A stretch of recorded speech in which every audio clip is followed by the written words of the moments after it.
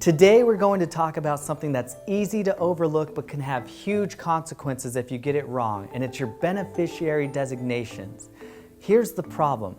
You could have a perfectly crafted estate plan or will, but if your beneficiary designations are not up to date, your assets may not go where you want them to go. In fact, many people don't understand that the beneficiary designations on accounts like IRAs or life insurance policies actually override what's written in your will. That's right, one simple mistake could lead to the assets going to the wrong person. So today, we're going to break it down on everything you need to know about beneficiary designations and how to make sure that your wishes are carried out. Let's jump in.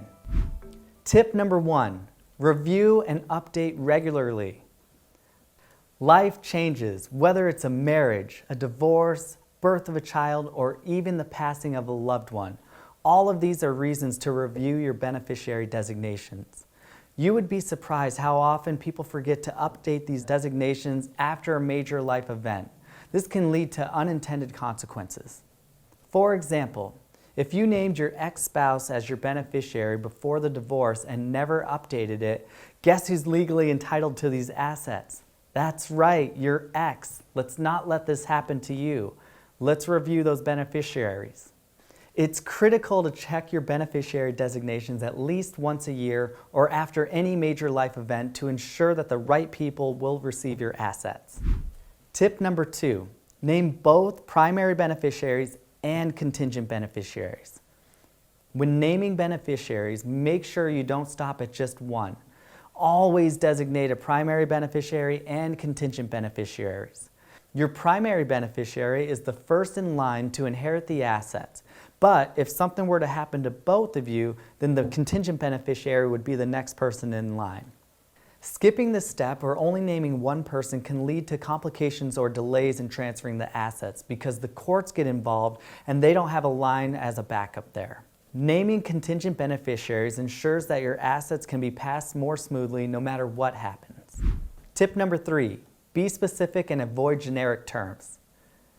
Here's a common mistake we see people do all the time. They use vague or generic terms like my children or my spouse when they're naming their beneficiaries. But what happens if you remarry or your family situation changes? Simply writing my children can create confusion, especially in a blended family situation where there might be children from a previous marriage. Instead, what you'll want to do is be more specific, list full names, and if possible, put their social security numbers on there. This eliminates the ambiguity and ensures that there's no question about where you intend these inherited assets to go. Being clear about who your beneficiaries are avoids unnecessary legal battles and guarantees your wishes to be respected. Tip number 4, understanding the tax implications for your beneficiaries. Did you know that different types of accounts actually have different tax rules for the beneficiaries? For example, if you leave retirement accounts like 401ks or IRAs to someone other than your spouse, they'll likely have to pay taxes on that money. But there are ways to make this easier on your heirs. Naming your trust as the beneficiary might help if you have minor children to mitigate those tax implications. My recommendation is to name people where you can and see fit, but always consult with your estate planning attorney to make sure that's what makes sense for you.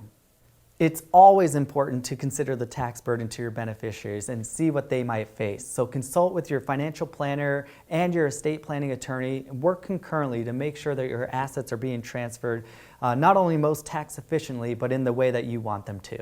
And tip number 5, coordinate beneficiary designations with your estate plan.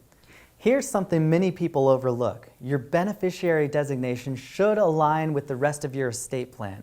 Like I mentioned earlier, your will does not control where the assets like retirement accounts, life insurance policies, or annuities go. If you name someone as a beneficiary on those accounts, that designation is going to take precedence over your will. So if your estate plan directs assets one way, but your beneficiary designations tell a different story, you could end up with a conflict and your assets may not go where you want them to.